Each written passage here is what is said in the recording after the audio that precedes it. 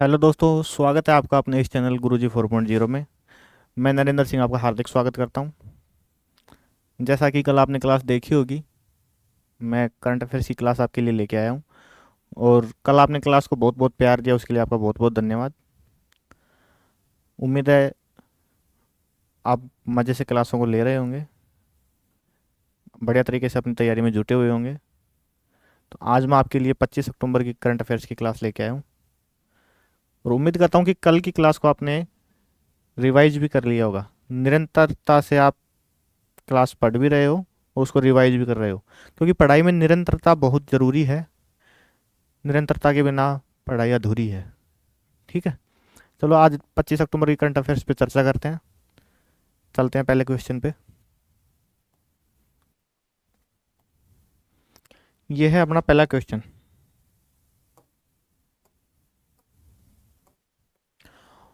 Austin में 2025 United states grand prix मुख्य race किसने जीती है? जो ये रेस है, ये फॉर्मूला वन की रेस होती है। तो ये क्वेश्चन में पूछ रहा है कि ऑस्टिन एक जगह का नाम है, आयोजित 2025 यूनाइटेड स्टेट्स ग्रांड प्रिक्स मुख्य रेस किसने जीती है? तो ये जो रेस है, ये मैक्स वर्स्टापेन ने जीती है। आपने बहुत बार इनका नाम सुना भी होगा। ये बहुत ज़्यादा रेस जीत चुके हैं। तो ये रेस मैक्स वर्स्टापेन ने ही जीती है। ये उनकी फ़ोटो लगी हुई है। ठीक है दोस्तों, चलो इसका विश्लेषण देखते हैं। मैक्स वर्स्टापेन ने ऑस्टिस में यूएस जीपी 2025 में स्प्रिंट और मुख्य दौड़ दोनों जीती हैं। मतलब एक स्प्रिंट रेस और एक जो नॉर्मल दौड़ है, वो दोनों इन्होंने जीती हैं। वर्स्टापेन की मुख्य रेस जीत के उनके करियर की 68वीं जीत दर्ज की है। मतलब जो ये मुख्य दौड़ है, उन वो मैक्स वर्स्टापेन की मुख्य रेस जीत ने उनके 68वीं जीत दर्ज कर ली है उन्होंने। वर्स्टापेन की अब अमेरिका के सर्किट में 5 वर्षों में 4 जीते हैं। जैसा कि मैंने आपको बताया कि ये बहुत ज़्यादा रेसें जीत चुके हैं, तो उसी कड़ी में बताया है कि वर्स्टापेन की अब अमेरिका के सर्किट में 5 वर्षों में 4 जीते हैं। मतलब 5 वर्षों में उन्होंने 4 रेस जीत ली हैं। यूएसजीपी के बाद Verstappen championship leader Oscar Piastri ने 40 अंक पीछे हैं। मतलब यूएसजीपी के बाद वर्स्टापेन जो चैंपियनशिप लीडर है, वो ऑस्कर पियास्त्री से 40 अंक ही, मात्र 40 अंक पीछे हैं वो उनसे। ठीक है दोस्तों, ये रहा Oscar Piastri 2025 drivers championship leader बने हुए हैं।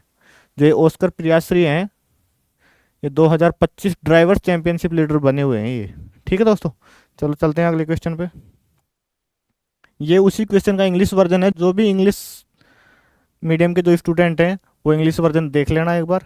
उन्हीं के लिए ये जो इसकी पीडीएफ जो है, वो आपको हमारे टेलीग्राम चैनल गुरुजी 4.0 पे अवेलेबल होगी, जिसको आप ज्वाइन कर सकते हैं। उसका जो लिंक है वो आपको कमेंट बॉक्स में पिन मिल जाएगा, या आप सर्च करके भी वो कर सकते हैं। गुरुजी 4.0 के नाम से हमारा टेलीग्राम चैनल है, उसको ज्वाइन कर लें। उस पर आपको इसकी पीडीएफ भी मिलेगी, साथ में जनरल अवेयरनेस की पीडीएफ भी मिलेगी, और बाकी भी जो कंटेंट हैं जो आपके लिए किसी भी वनडे एग्जाम के लिए हेल्पफुल रहते हैं, वो सारे कंटेंट भी उस पर अवेलेबल फ्री ऑफ कॉस्ट मिलेंगे। आपसे उसका कोई भी चार्ज नहीं लिया जाएगा। साथ में ही मैं आपको बताना चाहूँ कि हमारा यूट्यूब चैनल है गुरुजी 4.0 के नाम से, जिस पे आपको ये वीडियो देखने को मिल रही है। ये है यूट्यूब चैनल गुरुजी 4.0 के नाम से। अगर आपको ये वीडियो अच्छी लग रही है, तो आप इसको लाइक कर सकते हैं, अपने दोस्तों के साथ शेयर करते हैं जिनको भी करंट अफेयर्स की क्लास की नीड है, जो कि तैयारी कर रहे हैं किसी भी वनडे एग्जाम के लिए। तो उनको आप ये क्लास शेयर कर सकते हैं। और साथ में ही आप बेल आइकन को भी सब्सक्राइब करके चैनल को, बेल आइकन को भी दबाएं, ताकि आगे का जो भी कंटेंट आपको मिले सबसे पहले आप तक पहुंच सके। चलो चलते हैं आगे अगले क्वेश्चन पे। अगला क्वेश्चन है, विश्व कप फाइनल में पदक जीतने वाली पहली भारतीय महिला कंपाउंड तीरंदाज कौन बनी है? तो सबसे पहली बात तो यही है कि अभी तक विश्व कप फाइनल में पदक किसी भी महिला ने नहीं जीता है। जिसने भी ये पदक जीता है, वो पहली महिला कंपाउंड तीरंदाज बनी है। और उनका नाम क्या है? ज्योति सुरेखा वेन्नम। क्या नाम है उनका? ज्योति सुरेखा वेन्नम। और ये उनकी फोटो लगी हुई है मेरे पीछे। इन्होंने तीरंदाजी में ब्रॉन्ज मेडल हासिल किया है। कौन सा? Bronze medal. चलो इसका विश्लेषण देखते हैं। ज्योति सुरेखा वेनम विश्व कप फाइनल में पदक जीतने वाली पहली भारतीय महिला कंपाउंड तीरंदाज बनी है। इसका मतलब इन्होंने इतिहास अपने नाम का रच दिया है। उन्होंने चीन के नानजिंग में आयोजित विश्व कप फाइनल में कांस्य पदक जीता है। ठीक है दोस्तों, अभी तक किसी ने कोई भी मेडल नहीं जीता था। ये अच्छी बात है कि इन्होंने कांस्य पदक जीता है। और जैसा कि आप रेगुलर देख भी रहे होंगे, जो हमारी बहनें हैं वो किसी भी क्षेत्र में पीछे नहीं रह रही हैं, हर क्षेत्र में अपना नाम रोशन करते जा रही हैं। ठीक है दोस्तों, आगे चलो पढ़ते हैं। ज्योति ने कांस्य पदक मैच में एला गिब्सन ग्रेट ब्रिटेन को 150 से 145 से हराया। मतलब ज्योति वेनम जो है उन्होंने 150 और एला गिब्सन जो ग्रेट ब्रिटेन के हैं की हैं उनको 145, मतलब 5 पॉइंटों से इनको हरा दिया है। चलो आगे पढ़ते हैं। उन्होंने कांस्य पदक मैच में 15 परफेक्ट और 10 स्कोर किया। मतलब जो 15 है स्कोर वो परफेक्ट और 10 नॉर्मल स्कोर हासिल किया है उन्होंने। ज्योति ने क्वार्टर फाइनल में एलेक्सिस रुइज यूएस, ये एलेक्सिस रुइज नाम है, ये यूएस के हैं, इनको 3 पॉइंटों से हरा दिया। मतलब इनका 143 था ज्योति वेनम जी का और एलेक्सिस रुइज जी का 140 स्कोर था। ठीक है, चलो चलते हैं अब आगे अगले क्वेश्चन पे। बाकी का आप देख सकते हो, ये इंग्लिश वर्जन है उसी क्वेश्चन का, ये उसका विश्लेषण है। चलो चलते हैं अगले क्वेश्चन पे। महिला उद्यमियों को सशक्त बनाने के लिए नीति आयोग के महिला उद्यमिता मंच WEP और DP वर्ल्ड द्वारा कौन सी पहल शुरू की गई है? किसके लिए दोस्तों? महिला उद्यमियों को सशक्त बनाने के लिए नीति आयोग के द्वारा एक पहल शुरू की गई है। वो कौन सी है? वो पहल है वी राइज पहल। कौन सी पहल है दोस्तों? वी राइज पहल। ठीक है, चलो इसका विश्लेषण देखते हैं। वी राइज भारत में महिला उद्यमियों को सशक्त बनाने के लिए नीति आयोग के महिला उद्यमिता मंच WEP और DP वर्ल्ड की एक संयुक्त पहल है। मतलब कि ये किसी एक संस्था की पहल नहीं है, महिला उद्यमिता मंच और DP वर्ल्ड दोनों की मिलकर संयुक्त पहल है। ये जो वी राइज पहल है ये दोनों की संयुक्त पहल है। इस पहल का उद्देश्य महिलाओं के नेतृत्व वाले उद्यमों को बढ़ावा देना और वैश्विक बाजारों तक पहुंच को सक्षम बनाना है। कि जहां लीडरशिप महिलाएं कर रही हैं उन उद्यमियों को सशक्त बनाना है इस पहल का पहला मुख्य कार्य। चलो आगे यह है WEP के अवार्ड टू रिवार्ड ATR, इसका फुल फॉर्म होगी अवार्ड टू रिवार्ड कार्यक्रम के तहत संचालित होता है। यह कार्यक्रम विश्व स्तर पर विस्तार करने के लिए उच्च विकास क्षमता वाले महिला नेतृत्व वाले MSME की पहचान करता है और उनका मार्गदर्शन करता है। ठीक है दोस्तों, चलो चलते हैं अगले क्वेश्चन पे। इंग्लिश मीडियम वाले इंग्लिश क्वेश्चन को देख लेंगे। मैं डायरेक्ट हिंदी के आपको बता रहा हूँ। जो इंग्लिश मीडियम के स्टूडेंट हैं उनसे मेरा अनुरोध है कि आप या तो वीडियो को पॉज करके या हमारे टेलीग्राम चैनल से जुड़ के इस इंग्लिश वर्जन को देख लेना। मैं हिंदी वर्जन के जो क्वेश्चन है उनको करवा रहा हूँ। चलो आगे चलते हैं। ग्लोबल फॉरेस्ट रिसोर्स असेसमेंट 2025 के अनुसार भारत कुल वन क्षेत्र के मामले में भारत की वर्तमान ग्लोबल रैंक क्या है? मतलब एक इंडेक्स आता है ग्लोबल फॉरेस्ट रिसोर्स असेसमेंट का, उसमें भारत की वर्तमान ग्लोबल रैंक क्या है? तो भारत की वर्तमान ग्लोबल रैंक क्या है? 9वीं रैंक है। ठीक है, 9वीं रैंक है फिलहाल भारत की जो 2025 में। अब इसी चर्चा में इसी कड़ी में हम बात करते हैं। भारत कुल जंगल एरिया के मामले में दुनिया भर में 9वें स्थान पर आ गया है। मतलब कि पूरे दुनिया में जितने भी जंगल वाले एरिया हैं तो भारत उनमें 9वें स्थान पर आ चुका है। यह data global forest resource assessment 2025 में पब्लिश किया गया था। यह report food and agriculture organisation FAO ने जारी की थी। यह असेसमेंट इंडोनेशिया के बाली में जारी किया गया था और भारत पहले ग्लोबल फॉरेस्ट एरिया में रैंकिंग में 10वें नंबर था। इसका मतलब हमने एक नंबर और हासिल कर लिया है। मतलब पिछली बार अपन 10वें नंबर पे थे और अब एक नंबर की छलांग लगा के अपन 9वें नंबर पे आ चुके हैं।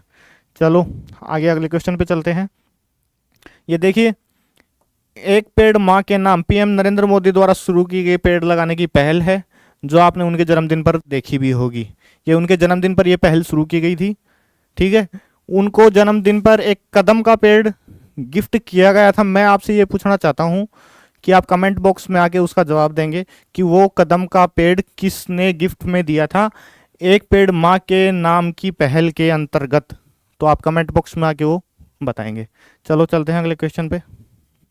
ये इंग्लिश वर्जन है उस क्वेश्चन का।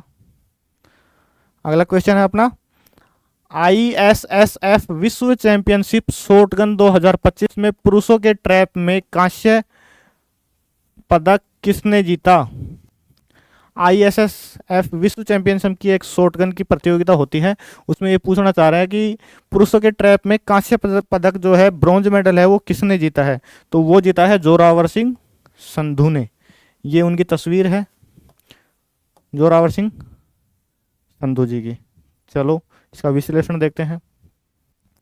जोरावर सिंह संधू ने ISSF विश्व चैंपियनशिप शॉटगन 2025 में पुरुषों के ट्रैप में कांस्य पदक जीता है। चैंपियनशिप कहाँ आयोजित हुई, एथेंस के ग्रीस में आयोजित की गई थी। फाइनल मैच में जोरावर ने 50 में से 31 निशाने लगाए, मतलब टोटल इनको 50 लगाने थे निशाने, जिसमें से इन्होंने 31 निशाने लगाए हैं। वह जोसिफ ग्लासो नोविक क्रोएशिया के रहने वाले हैं और एंड्रस ग्रासिया स्पेन के रहने वाले से पीछे रहे। मतलब कि जो दो कैंडिडेट हैं इसमें से उनसे ये तीसरे नंबर पे रहे हैं। अब देखो, मानवजीत सिंह संधू ने 2006 में जागरेब में चैंपियनशिप में पुरुषों की ट्रैप में स्वर्ण पदक जीता था। मतलब एक बार ये 2006 में गोल्ड मेडल भी जीत चुके हैं, और अब इनकी बदकिस्मत मानो या कुछ भी मानो, ये फिलहाल ब्रॉन्ज मेडल ही हासिल कर पाए हैं। इससे पहले हमने पदक कब जीता, करणी सिंह ने 1962 में काहिरा में आयोजित चैंपियनशिप में पुरुषों की ट्रैप में रजत पदक जीता था। मतलब कि इससे पहले 1962 में करणी सिंह जी के द्वारा हम रजत पदक भी जीत चुके हैं। ठीक है दोस्तों, चलते हैं अगले क्वेश्चन पे। ये इंग्लिश वर्जन देख लेना। चलो अगला क्वेश्चन है अपना, असम के बोडो समुदाय द्वारा पालन की जाने वाली किस धर्म को आगामी राष्ट्रीय जनगणना में अलग कोड प्रदान किया गया है। मतलब असम में जो बोडो ट्राइब है उसका एक धर्म है, उस धर्म का नाम हमें जो बताना है कि आगामी जो राष्ट्रीय जनगणना है उसमें एक नया कोड दिया गया है। जो कोड पहली बार उसको दिया गया है वो धर्म है बैथो धर्म। ये देख रहे होगे आप, ये सारे बोडो ट्राइब के ही लोग हैं। और ये जो पेड़ है, ये इस पेड़ की पूजा करते हैं। तो आप ये बताओ कमेंट बॉक्स में कि इस पेड़ का क्या नाम है। चलो इसका विश्लेषण देखते हैं। असम के बोडो समुदाय के बैथो धर्म को आगामी राष्ट्रीय जनगणना में एक अलग कोड प्रदान किया गया है। जो अब आगामी जो जनगणना होगी, राष्ट्रीय जनगणना होगी, उसमें बैथो धर्म को एक नया कोड प्रदान कर दिया गया है। मतलब कि ये धर्म एक अलग से ही काउंट होगा। यह बाथो की धार्मिक पहचान की पहली बार राष्ट्रीय मान्यता है। मतलब कि इस धर्म को राष्ट्रीय मान्यता हमारी गवर्नमेंट ने पहली बार दी है। ठीक है। बैथो एक प्राचीन आध्यात्मिक आस्था है जो प्रकृति और 5 तत्वों पृथ्वी, जल, अग्नि, वायु और आकाश की पूजा पर केंद्रित है। एक सीजो नाम का जो पौधा आता है, जो अभी मैंने आपको पौधा बताया था, जो मैंने आपसे आंसर पूछा था कमेंट बॉक्स में, जिसकी वो पूजा करते हैं, तो वो पौधा है सीजो नाम का। सीजो पौधा बैथो का केंद्रीय प्रतीक है जो सर्वोच्च देवता बैथो बराई का प्रतिनिधित्व करता है, जिसकी पूजा ये बोडो ट्राइब के जो लोग हैं वो करते हैं। ठीक है दोस्तों, चलो चलते हैं अगले क्वेश्चन पे। ये है अपना अगला क्वेश्चन। भारत में उच्च उपज लंबे समय तक उगने वाली कपास की खेती को बढ़ाने के लिए 600 करोड़ के बजट के साथ कौन सी सरकारी पहल शुरू की गई थी। मतलब उच्च उपज और लंबे समय तक उगने वाली कपास की जो खेती है उसको बढ़ाने के लिए 600 करोड़ का बजट पास हुआ है। वो 600 करोड़ का जो बजट पास किया है गवर्नमेंट ने, वो किस पहल के तहत पास किया है। तो वो पहल कौन सी है, कपास क्रांति मिशन। इस पहल का नाम है कपास क्रांति मिशन। तो गवर्नमेंट कपास की खेती के लिए किसानों का बहुत ज़्यादा साथ दे रही है। तो मैं आपसे पूछना चाहूँगा कि जो कपास की खेती है, ये सर्वाधिक किस राज्य में होती है? मतलब जो सर्वाधिक कपास का उत्पादक जो राज्य है वो कौन सा राज्य है? आप कमेंट बॉक्स में बताएं, वरना थोड़ी देर बाद में मैं आपको बताता हूँ। केंद्र सरकार ने 600 करोड़ के बजट के साथ कपास क्रांति मिशन की शुरुआत की है। मिशन का उद्देश्य नवीन कृषि पद्धतियों का उपयोग करके उच्च उपज, लंबे समय तक उगने वाली कपास की खेती को बढ़ाना है। यह तेलंगाना में महाराष्ट्र की उच्च घनत्व वृक्षारोपण एचडीपी विधियों को दोहराना चाहता है। ठीक है दोस्तों, और जो मैं आपको बता रहा हूँ कपास के लिए, सबसे पहले मैं आपको बता दूं काली मिट्टी की बहुत ज्यादा आवश्यकता होती है। कैसी मिट्टी चाहिए इसमें? काली मिट्टी। ठीक है, और सर्वाधिक जो उत्पादक राज्य है वो राज्य है अपना गुजरात। कौन सा राज्य है? गुजरात। गुजरात राज्य में कपास की खेती सर्वाधिक होती है और सर्वाधिक उत्पादक राज्य गुजरात है। ठीक है दोस्तों, चलते हैं अगले क्वेश्चन पे। भारत में पुलिस स्मृति दिवस किस तिथि को मनाया जाता है? आपने देखा होगा कि हर स्टेट में पुलिस के द्वारा कुछ दिन पहले पुलिस स्मृति दिवस मनाया गया था। तो वो पुलिस स्मृति दिवस किस तिथि को मनाया जाता है? वो मनाया जाता है 21 अक्टूबर को।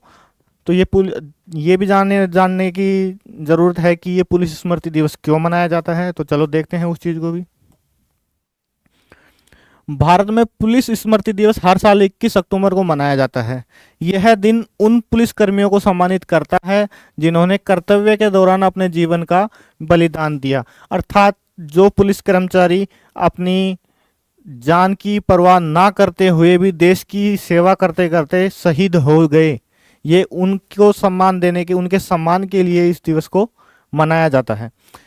21 अक्टूबर 1959 में लद्दाख में हॉट स्प्रिंग्स पर हुए हमले की याद में चुना गया था। मतलब 21 अक्टूबर 1959 को एक लद्दाख में हॉट स्प्रिंग्स पर हमला हुआ था, उसके बाद से ये दिवस मनाने लग गए। 1959 की हॉट स्प्रिंग घटना के दौरान 10 पुलिस अधिकारियों की मृत्यु हो गई और कई को पकड़ लिया गया, मतलब उनको बंधक बना लिया गया।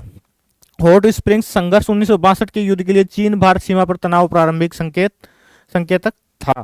पुलिस स्मृति दिवस और औपचारिक रूप से जनवरी 1960 में नामित किया गया था। मतलब 21 अक्टूबर 1959 को लद्दाख में हॉट स्प्रिंग पर हमला हुआ और उसके बाद में पुलिस स्मृति दिवस को औपचारिक रूप से जनवरी 1960 में नामित कर लिया गया। उसके बाद से हम निरंतर 21 अक्टूबर को पुलिस स्मृति दिवस मनाते आ रहे हैं। ठीक है दोस्तों, चलो चलते हैं अगले क्वेश्चन पर।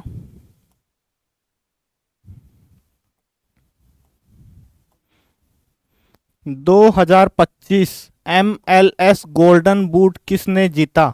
2025 का जो MLS गोल्डन बूट है वो किसने जीता है? वो जीता है लियोनस मेसी ने। ये आप मेरे पीछे फोटो देख रहे होगे लियोनस मेसी जी की। तो इन्होंने 2025 का MLS गोल्डन बूट जीता है। तो गोल्डन बूट में आपको बता दूं किसको दिया जाता है? जो सर्वाधिक गोल करता है उनको ये गोल्डन बूट दिया जाता है। चलो इसका विश्लेषण देखते हैं। लियोनस मेसी ने 29 गोल और 19 सहायता के साथ 2025 MLS गोल्डन बूट जीत लिया। मतलब इन्होंने कितने गोल किए? टोटल 29 गोल किए हैं और 19 सहायता, मतलब गोल करने में इन्हें 19 गोलों में सहायता करी है और टोटल इन्होंने खुद ने 29 गोल किए हैं। उसी के लिए इनको गोल्डन बूट दिया गया है। वह इंटर मियामी CF के पहले गोल्डन बूट विजेता बने हैं। मतलब इंटर मियामी CF के पहले गोल्डन बूट विजेता कौन बने हैं? Lionel Messi.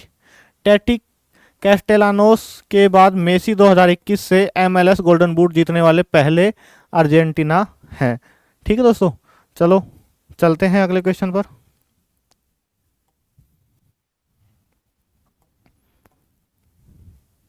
यह है हमारा अगला क्वेश्चन।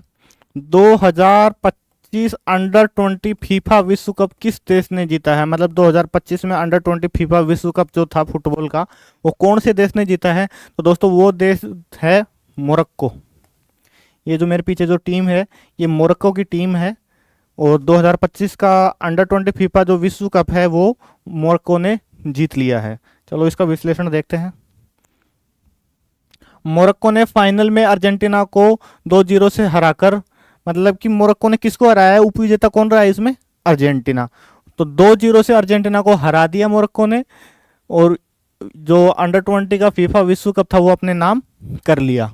चलो चलते हैं अगले में। फाइनल अक्टूबर 2025 में चिली में आयोजित किया गया था। मतलब जो फाइनल है फीफा वर्ल्ड कप का वो कहाँ आयोजित हुआ 2025 में, चिली में। ठीक है, यह किसी भी स्तर पर मोरक्को का पहला विश्व कप खिताब था। मतलब अभी तक मोरक्को ने कोई खिताब नहीं जीता था फीफा वर्ल्ड कप का, ये मोरक्को ने पहला खिताब जीता है। ठीक है, 2009 में घाना के बाद मोरक्को अंडर 20 विश्व कप जीतने वाली पहली अफ्रीकी टीम बन गई है। मतलब कि अब 2009 में घाना ने जीता था, और उसके बाद में अफ्रीका की पहली टीम कौन बन गई है, मोरक्को बन गई है, जो अंडर 20 विश्व कप जीतने वाली। ठीक है दोस्तों, फाइनल में इनके पहले आप में मोरक्को के लिए यासिर जबीरी ने दोनों गोल किए थे। मतलब कि 2 गोल किए थे, वो किसने किए थे, यासिर जबीरी ने। ठीक है दोस्तों, चलो चलते हैं अगले क्वेश्चन पर। ये हमारे जो करंट अफेयर्स के जो क्वेश्चन है वो कंप्लीट हुए। उम्मीद करता हूँ आपको क्लास अच्छी लगी होगी। आप कमेंट करके बताएं कि आपको ये क्लास कैसी लगी, और अगर आपको अच्छी लगी तो ये क्लास ज़रूर शेयर करें, चैनल को सब्सक्राइब करना ना भूलें, और साथ में बेल आइकन को प्रेस कर लें, ताकि आपको जो अच्छे अच्छे कंटेंट हैं आपकी तैयारी के लिए आपको मिलते रहें, सबसे पहले नोटिफिकेशन आप तक पहुँचे और आपको कंटेंट मिलता रहे। साथ में मैं आपको बता दूं कि हमारा जो टेलीग्राम चैनल है उसको ज़रूर ज्वाइन करें, गुरुजी फॉर एग्ज़ाम। ये हमारा टेलीग्राम चैनल है।